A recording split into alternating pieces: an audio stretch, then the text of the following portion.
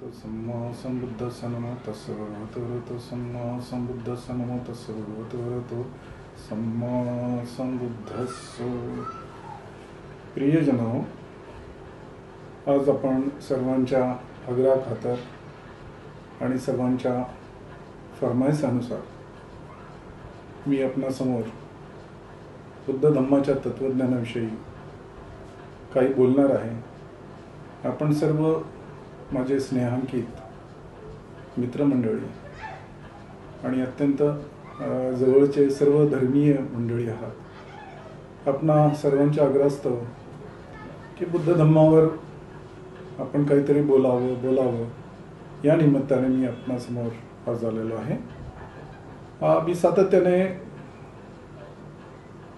4 आर्य सत्याच्या संदर्भात सातत्याने अनेक भिक्खूंकडून ऐकलेलं आहे, अनेक विद्वान मंडळीकडून ऐकलेलं आहे। सातत्याने 4 आर्य सत्तेच्या संदर्भात अनेक सत्य हे उलगडा होतो आणि 4 आर्य सत्य प्रामुख्याने हा बुद्ध धम्माचा मेन सार आहे असं मला तरी वाटतं।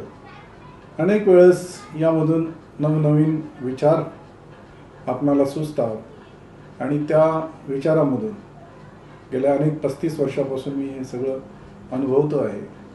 अनेक महाथिरोवंतीकडे या विषयाची चर्चा करत असतो। विपश्यनाचार्य गुरुजी गोयंका गुरुजीकडून अनेकदा या 4 आर्य सत्तेच्या संदर्भात आपण काय 4 आर्य सत्य या संदर्भात आपण सातत्याने बघतो आणि ऐकतो। तर हे नवीन सातत्याने गुढ आपणाला सातत्याने उकलल्यासारखं वाटतं। आणि हे 4 आर्य सत्य म्हणजे काय की चतुही आर्य सत्यही जातीपि दुःखा जरापि दुःखा व्याधिपि दुःखो मरणंपि दुःखम अपिहि सपयुगो दुःखो पिहि विपयुगो दुःखो यंपि च न लभति तंपि दुःख संकितेन पंचोपादान खंदा दुःखा। तर हे पहिलं दुःख आर्य सत्य आहे। दुःख आहे म्हणून भगवंत हे निराशावादी आहेत का? तर नाही। दुःखाविषयी भगवंत त्याचा निदान सुद्धा सांगतात त्या दुःखाचं। तर पहिलं आर्य सत्य हे दुःख आहे आणि दुःख समुदय, दुःखाची उत्पत्ती आहे, दुःखाचं निवारण आहे कारणाचं आणि कारणाचे निवारणाचे उपाय आहेत आणि म्हणूनच हे 4 आर्य सत्य आहेत। आर्य म्हणजे आर्य आणि अनार्य असे 2 आपण भाग करूया। आर्य म्हणजे ज्याला सील समाधी प्रज्ञा हे शिक्षण आहे, सातत्याने याचं प्रॅक्टिस करतो जीवनामध्ये। आणि अनार्य अनाडी माणूस आहे, पृथुजन आहे, पृथकजन आहे, या मार्गापासून अनिविज्ञ आहे असा तो अनार्य आहे। आणि आर्य सील समाधी प्रज्ञावर आरूढ झालेला आहे आणि सातत्याने तो प्रॅक्टिस करतो जीवनामध्ये, सातत्याने तो सराव करतो, अभ्यास करतो या सगळ्या गोष्टीचा। तर दुःख आर्य सत्य, दुःख समुदय आर्य सत्य आणि दुःख निरोध आर्य सत्य, दुःख निरोध गामिनिया पटिपदा आर्य सत्य, हे 4 आर्य सत्य। आणि या 4 आर्य सत्यावरच हा बुद्ध धम्माचा सगळा एकंदरीत प्रपंच हा उभा आहे। 4 आर्य सत्य हे जीवनामध्ये प्रामुख्याने साक्षात्कार करायचा असतो। या 4 आर्य सत्याचं दर्शन करायचं असतं।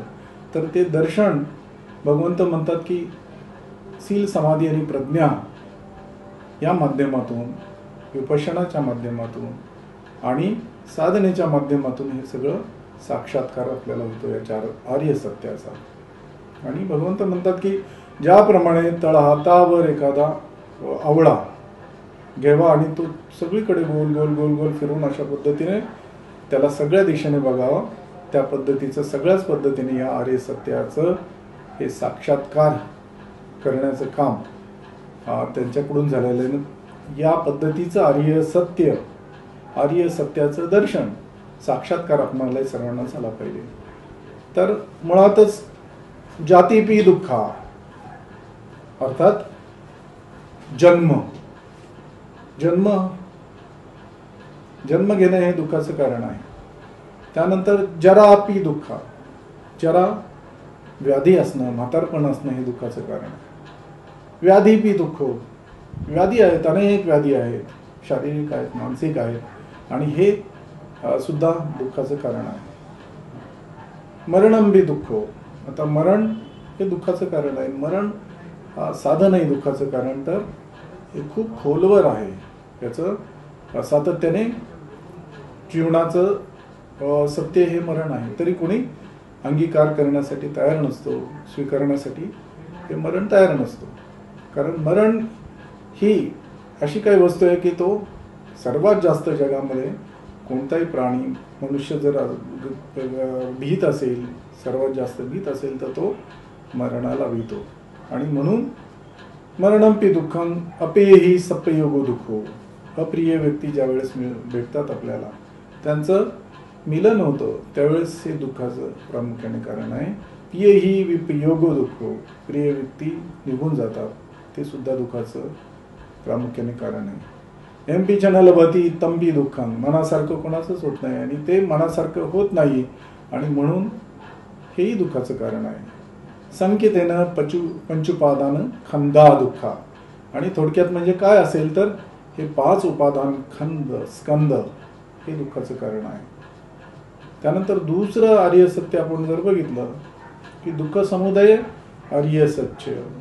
दुःख समुदय, समुदय हा शब्द भगवंतांनी उत्पत्तीच्या संदर्भात वापरलेला आहे. ज्या कारणाने ही दुःखाची निर्मिती होते, दुःखाचं कारण काय आहे. याय तन्हा पूर्ण भाविका नंदीराग सहगता तत्र तत्राभिनंदिनी संयतीनं काम तन्हा भव तन्हा विभव तन्हा.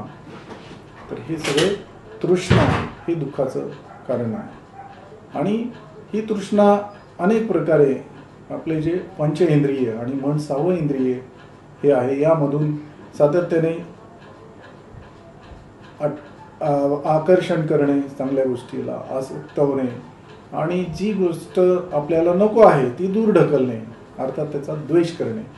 हे आसक्ती आणि द्वेष हे प्रामुख्याने हे तृष्णा निर्माण करतात. आपल्याला जवळ करण्याची हवं असणारी तृष्णा आहे, त्याच पद्धतीने दूर लोटण्याची तृष्णा आहे, नको नको असणारी तृष्णा आहे. या दोन्ही तृष्णा आहे.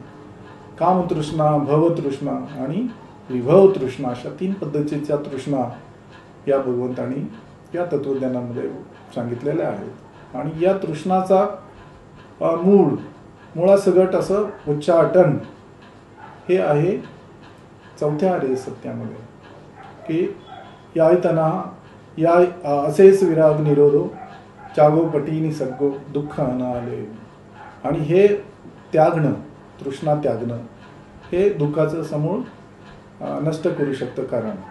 आणि दुःख निरोधगामिनी पटिपदा हे शेवटचं आर्य सत्य. दुःखाचं जो मार्ग आहे निवारण्याचा, कारण निवारण्याचा, दुःखाचं कारण निवारण्याचा मार्ग ही पटिपदा आहे. आणि ही पटिपदा म्हणजे आर्य अष्टांगिक मार्ग, अर्थात मध्यमा पटिपदा, मध्यम मार्ग आहे भगवंतांनी सांगितलेला. आपण सर्वच म्हणतो की मध्यम मार्ग आहे, मध्यम मार्ग आहे, मध्यम मार्ग आहे. तर मध्यम मार्ग म्हणजेच अति टोकाचं काही नाही, टोकाचं नाहीये, हेही टोक सोडून दिलेलं आहे आणि तेही टोक सोडून दिलेलं आहे. मधला हा मार्ग, हा मधला बिंदू आहे. तर हा आर्य अष्टांगिक मार्ग म्हणजेच आपण म्हणू की सम्मा दिट्ठी, सम्मा संकल्पो, सम्मा वाचा, सम्मा कम्मंतो, सम्मा आजीवो, सम्मा व्यायामो, सम्मा सती, सम्मा समाधी. या पद्धतीने सम्मा दिट्ठी, सम्यक दृष्टी ही काय आहे, की ज्यावेळेस आपण म्हणतो की सम्यक दृष्टी ही सातत्याने वेगवेगळे अर्थ लावण्याचा प्रयत्न करतो आपण. पण भगवंताने अनेक सुत्तामध्ये, सुत्त म्हणजे परिनिर्वाण सुत्त असेल, तुमचं सत्तीपठाण सुत्त असेल किंवा विभंग असेल, या अनेक सुत्तामध्ये भगवंत म्हणतात की कथमंच भिक्कवे सम्मा दिट्ठी. आणि पुनश्च आपण याच्याकडे वळतो की दुःख ज्ञानं, दुःख समुदय ज्ञानं, दुःख निरोध ज्ञानं, दुःख निरोधगामिनी पटिपदा ज्ञानं अयम उच्यते भिक्कवे सम्मा दिट्ठी. सम्यक दृष्टी काय, तर हे पुनश्च चार आर्य सत्याचं आकलन होणं म्हणजेच सम्यक दृष्टी आहे. आणि मिथ्या दृष्टी काय? आपण सातत्याने या मिथ्या दृष्टीचा अनेक अन्वार्थ, अर्थ, भावार्थ वेगवेगळ्या पद्धतीने उपमा देऊन आपण चुकीचा म्हणा किंवा असं वेगळ्या पद्धतीचा करत असू. परंतु भगवंतांनी जे सांगितलेलं की दुःखे अज्ञानं, दुःख समुदय अज्ञानं, दुःख निरोधे अज्ञानं, दुःख निरोधगामिनी या पटिपदा अज्ञानं मुच्यन्ते भिक्खवे मिथ्या प्रतिपदा. मिथ्या दृष्टी ही प्रतिपदा या पद्धतीने अज्ञान असणारी ही मिथ्या दृष्टी आहे. आणि दुःखाविषयी ज्ञान असणारी, ज्ञान यथाभूत ज्ञान असणारी ही सम्यक दृष्टी आहे. या पद्धतीने आर्य अष्टांगिक मार्गावर प्रॅक्टिस करणं, याचा सातत्याने सराव करणं हे खूप अगत्याचं आहे. आपण बऱ्याचशा कार्यक्रमामध्ये बघतो की आपल्याला सातत्याने येतात, धम्म श्रवण होत आहे, चर्चा करतात, चर्चा ऐकतात, पण आपल्याला रिझल्ट येत नाही. तर रिझल्ट, परिणाम हा आपल्या हाती का येत नाही? आपण जर याचं प्रामुख्याने मीमांसा केली या पद्धतीची, तर आपणाला हेच वाटतं की हे प्रतिपदा म्हणजे प्रत्येक पाऊल हे चालणं आहे. याच्यावर प्रत्येक एक एक एक एक एक एक पाऊल पुढे पुढे पुढे पुढे टाकत आपण पुढे जायचं आहे. आणि या पद्धतीने प्रॅक्टिस करून स्वतःला परिपूर्ण करण्याचा आपण प्रयत्न करतोय. आणि सम्मा दिट्ठी, सम्मा संकल्प, अव्यापाद नेकम्म संकल्प, अव्यापाद संकल्प, अविहिंसा संकल्प असे संकल्प या पद्धतीचे सम्यक संकल्प आहेत. या पद्धतीचं आर्य अष्टांगिक मार्गावर चालत असताना श्रावक असेल, भिक्खू असेल किंवा विपश्य असेल, तर या आर्य सत्याची प्रचिती त्याला आल्याशिवाय राहत नाही. आणि या अनुषंगाने हे जे आर्य अष्टांगिक मार्ग आहे हे आपल्या जीवनामध्ये आपण अंगीकार करत असताना, याचा साक्षात्कार करत असताना, याची प्रचिती घेत असताना, प्रॅक्टिस करत असताना या मूलगामी आणि प्रामुख्याने जे भगवंताचे पाली वचनं आहेत ते जर आपण बघितलं आणि पाली वचनाच्या माध्यमातून आपण जर त्याचा अभ्यास केला, आपण जर अभ्यासक असू बुद्ध धर्माचे, तर आपल्याला फार चांगल्या पद्धतीने या सगळ्या गोष्टीचा उलगडा होऊ शकतो. आपण आता येथेच थांबूया. आपण ऐकलं, धन्यवाद. सगळ्याचं मंगल हो, कल्याण हो. जय भीम. नमो बुद्धाय. थँक्यू.